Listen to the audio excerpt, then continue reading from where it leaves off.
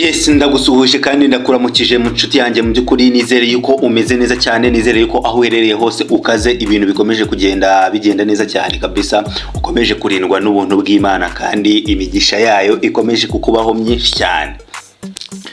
Uyu munsi rero munyihanganire kabisa ku itariki 21 z'ukwezi kwa kabiri mbagejejeho video ntinze cyane kabisa.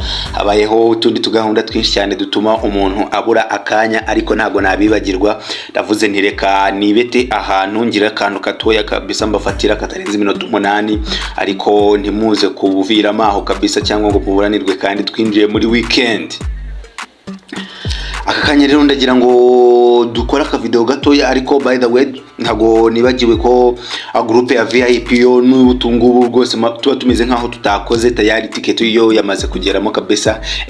Wana buba bagomba kubona ipari buri munsi byanga byakunda imvura yagwitangwa, so ni kimwe mu byiza byaho rero ho ntago baba urumva no nta gutegereza amasaha dushyiramo ipari yo tuyaziranyeho. So mu by'ukuri nawe rero tujoininge muri groupe yacu ya VIP kugira ngo ujye ubona ipari zizewe kandi ku gihe buri munsi.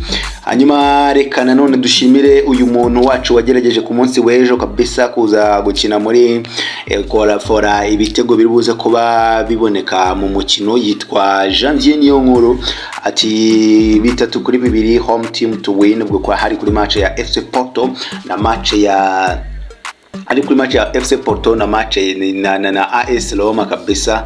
Avuga ati ikipe ya Porto iratsinda ibitego 3-2. Rero uyu muvandimwe Janvier Niyonkuru reke tubanze tumukubita amashyi menshi cyane y'urufaye.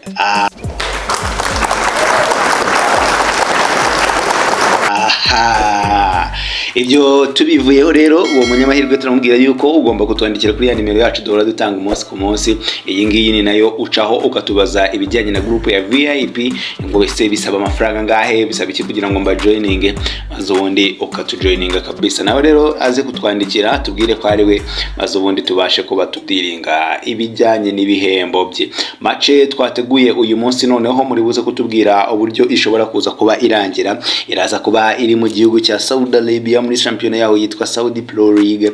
Iraza kuba ihuza ikipe ya Itifaki kabisa, iraza kuba yasuye Al Nassr ya John Diran, ya Cristiano Ronaldo, ya Sadio Mane n'abandi basitari benshi cyane bagiye batandukanye kabisa. Ahangaha nawe uraza kuba wigaragaza cyane, tubwire muri comment iyi match irarangira gutya bino bitego, usharinge maze ubundi nawe urebe ko wavamo umunyamahirwe.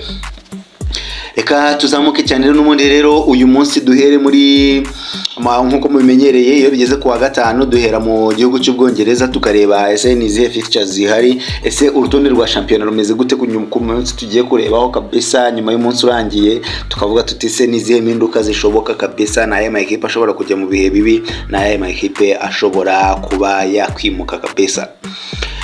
Nyuma y'imisi 25 kabisa, ariko Liverpool imaze gukina imikino 26 yo mu munsi wa 26 murabyiko ko ukinye ku munsi wo kuwa gatatu ikina n'ikipe ya Aston Villa bakanganya ibitego 2-2. Bivuze ko ari ikipe ya Liverpool ifite amanota 61, hanyuma ikurikiwe na Arsenal harimo ikinyonyo cy'amanota 8 n'amanota 53, ariko Liverpool iri umukino umwe hejuru kabisa ya Arsenal.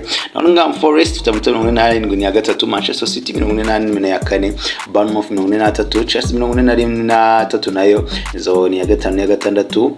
Hanyuma Newcastle 41 kwa karindwi, 8 ni Fulham na 39, 9 ni Aston Villa na 39, Brighton and Hove Albion na 37 kabisa ni ya 10, Brentford ni 38 ni ya 11, Spurs ni ya 12 na 30, hanyuma Palace ni ya 13 na 30, Everton ni ya 30 ni ya 14, Manchester United ni ya 15 na 29, West Ham na 27 ni ya 16, Wolves na 19 na ya 17. Atatu ari muri relegation zone ni equipe ya Ipswich Town 17, Leicester City 17 ndetse na Southampton amanota 9 yonyine. Iyi ngiyo iri likely cyane rwose ko izamanuka, kuko urumva amanota hafi 10 irushwa n'ikipe ya 17, kandi nakanaga kipe kamaze gutsinda match ebyiri gusa zonyine muri mikino 25 kamaze gukina. Urumva yuko naga ibintu byigeze bikorohera cyane. Tugahita tuzamuka rero na fixtures zo muri no weekend kabisa, ariko ubwo nyine tugiye kureba ku uyu munsi gusa, kuko nabonye bateguye match uyu munsi kabisa iri buze kuba ihuza equipe ya Leicester City na equipe ya Brentford. Equipe ya Leicester City rero mu rugo Foxes iraza kwakira Brentford kabisa. Brentford imeze neza. Leicester City nyine yo iri muri ya ma equipe n'umubwiye arwanira no kutamanuka kabisa. Leicester City iri ku mwanya wa 19 right, yes, n'amanota 17. Hanyuma equipe ya Brentford yo mwayibonye kuri ku mwanya wa 11 kabisa. Gusa Brentford mu mikino 5 batsinze imikino 2 banganya umukino umwe. Hanyuma Leicester City bo batsinze umwe batsindwa 4 isigaye.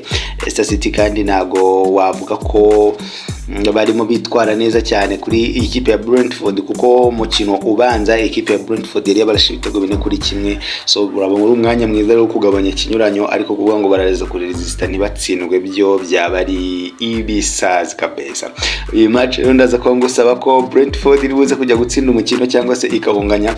Double chance ya Brentford ikubiye neza cyane kabisa, muze kuba muyirebaho. Tukiraho mu Bwongereza tutarahasohoka, reka tuce mu cyiciro cya kabiri. Burnley iraza ko yakiriye Sheffield Wednesday. Burnley kabisa iri performinga neza cyane, ariko yananiwe gutsinda umukino uheruka kabisa. Yagombaga gutsinda kugira ngo isatire ari ama equipe ari imbere kabisa. Ubwo ndavuga ikipe ya Leeds United na Sheffield United kabisa, kuko ubu hagati yayo na Leeds United harimo amanota agera kuri 7, hakazamo amanota 5 ari ku ikipe ya Sheffield United kabisa ya kabiri. So urumva ko babane babaye nk'abirangaraho, kandi nabo bari umwanya mwiza wo kugira bakonfirme kabisa ko bazaza muri ya ma equipe agomba kuzamuka mu cyiciro cya mbere. Baraza ko bakina rero n'ikipe ya Sheffield Wednesday, nagiri habi cyane ndiki ku mwanya wa 10 wa 9 Brighton. Ntago icyo barwanira anga rwose ari kimwe pe, kuko iyi ngiyo nuko baba yazamuka byo ntago bishoboka, kuko byibuze ikipe zagiye zisiga. Gusa nayo itsinze nk'iyi match yakisanga iri muri position yo kuzaba muri ya ma equipe n'ubundi ane asigara ahanganira umwanya umwe, kuko amakipe abiri azamuka direct mu cyiciro cya mbere. Noneho andi ma equipe kuva ku ikipe ya 3 kujya ku ikipe ya 6 zigakina mabe zigakora gatunwa kabisa, zigakuranwamo paka habonetse indi kipe imwe igomba guherekeza izo ngizo. Ni mu rwego rero Sheffield United nayo Wednesday nayo irimo iradeba ko yagera, ariko mu rugo kwa Burnley ndaza gusaba Burnley kuza gutsinda umukino kandi ikubiye neza cyane kabisa. Burnley to win kwishyira kuri Leicester City, double chance kabisa. Output Brentford kabisa. Turimo turirukanga cyane, nababwiye ko uyu munsi ntabwo ndi burenze iminota 8, niyo mpamvu n'ubundi nanjye ntago ndanarenza amakipe rwose angahe 5 kabisa.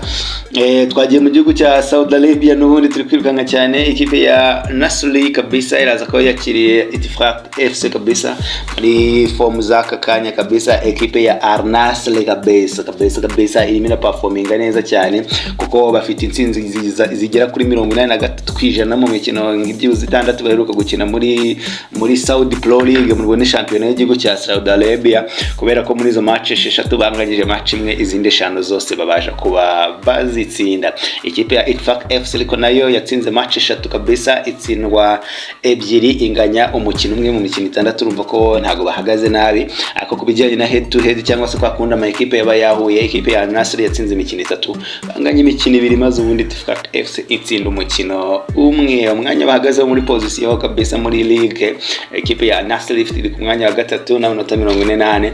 Nyuma ikipe ya Itifaq nayo ntago iri kure cyane, kuko iri ku mwanya wa 10 n'amanota 25 ku manota 60 yashobokaga. Prediction yacu kuri no mukino no kuza kugora Al Nassr to win. Bazamutse ku yindi match iraza kuba ihuza Damak FC iraza ko yakiriye Al Ahly. Al Ahly nayo irakomeye cyane, niyo yatakirwa n'umuhungu wacu Ivan Toney, ni ifite Robert Firmino, ni ifite kabisa. Urumva ko ntago nayo yoroheje cyane kabisa. So ekipe ya Ahly ku mwanya wa 5 mu mikino 6 batsinze imikino 5 banganya batsindwa umukino umwe muri championnat. Hanyuma iyi Damasiko bo batsinzwemo imikino 2 banganya 3 batsindamo umukino umwe muri 5. Ijyanye na head to head kabisa, ikipe ya Damak yatsinze match imwe banganya 3, Ahly itsinda match 2 kabisa. So prediction yacu kuno mukino no kuza kuba wagora ekipe ya Ahly kuza gutsinda umukino cyangwa se kuwunganya, nabyo bikubiye neza cyane kabisa. Muri comment ndimo ndabona umuntu witwa Sam ambwira ati nimero yawe ntago iriho. Nimero yacu ibiriho, ariko icyo nagusabye no gutwandikira kuri WhatsApp, not kutwandikira ku message zisanzwe cyangwa kuduhamagara. Hari abo njya mbona rwose batwandikira message, niba nawe baranditse message isanzwe turakwinginze duhamagare cyangwa se duhamagare kuri WhatsApp cyangwa se nyine utwandikire kuri WhatsApp. Sinibaza uburyo nshobora kugushyira mu rubuga rwa WhatsApp kandi mu by'ukuri utari gukoresha WhatsApp. Twazamutse cyane rero, reka tuzamuke mu gihugu cya Turkiya kabisa. Ndumva turimo tugenda dusatira umusozo. Ekipe ya Besiktas kabisa iraza ko yakira ekipe ya Eyüp Spor kabisa. Bwana ekipe arakurikiranye ku rutonde rwa shampiyona. Ekipe ya Eyüp Spor kabisa yaratunguranye cyane, ariko ahangaha ndaza kugusaba Besiktas kuza gutsinda umukino cyangwa se kubaza kuwunganya kabisa. Eka tureze mu gihugu cy'Ubudage, ekipe ya Freiburg iraza ko yakiriye Werder Bremen, maze ubundi kugusaba over ya 1.5. Ndagukunda cyane kuko nawe wahisemo kudukunda, uri inshuti y'akadasohoka kubera ko wakanze subscribe, uri inshuti y'akadasohoka kubera ko washarinze, kandi uri umuntu w'umujama cyane kubera ko ugiye kujya muri comment ukambwira ati match Al-Nassr na Al-Fatih aza kuba irangira gutya exact score, maze ubundi ukaba wanakinjira mu banyamahirwe bashobora gutsinda amafaranga kuva ku 1000 kugera ku mafaranga 20,20 bitewe na condition urimo ukoreramo kandi n'uburyo wabigenje. Ndakunda cyane ko namwe mwahisemo kudukunda, mu by'ukuri mu komeze mugubwe neza cyane kabisa. Muze mu joining group, twandikire kuri nimero tubaze se bisaba amafaranga ngahe, bisaba iki kugira ngo umuntu joining group yanyu, ese interest ziba muri group yanyu, tugusobanurire from A to Z kabisa, maze ubundi tubashe kuba tugushyira muri group nawe muri no weekend wirira amafaranga nk'abandi bose. Weekend yo yageze dukunda event, dukunda weekends of events kabisa, dukunda weekend zirimo ibikorwa bihambaye cyane. Ciao, reka tuze gusubira muri video ikurikira tuganira muri kuma fixtures akomeye cyane muri Premier League ahari muri iyi weekend kabisa. Bye.